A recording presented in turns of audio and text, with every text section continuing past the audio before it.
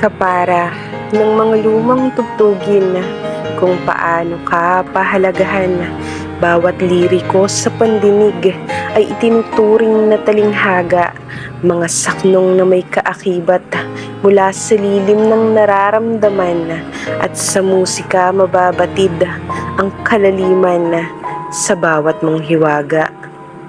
Ikaw ang paborito na storya mula sa mga lumang libro. Makalipas man ng ilang taon, aking atensyon nananatiling sa'yo sumisentro.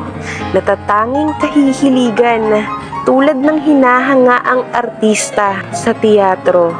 Patuloy na ikaw ang ituturo, na para bang ako'y isang maestro.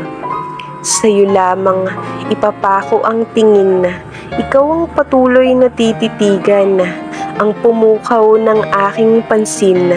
Ikaw ang pinakamagandang larawan na sa loob ng museo pinagkakaguluhan at dinadayo. Hindi ka kumupas at lumabo, batid pa rin ang detalye mo't disenyo.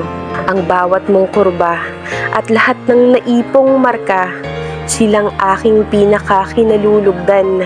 Perpekto ka sa aking mata, kabuuan kang sining na pinagmamasdan. At ang pinakamahalaga, nasisilayan pa rin kitang kagaya noong unang nabighani ako sa taglay mong ganda, o aking paraluman.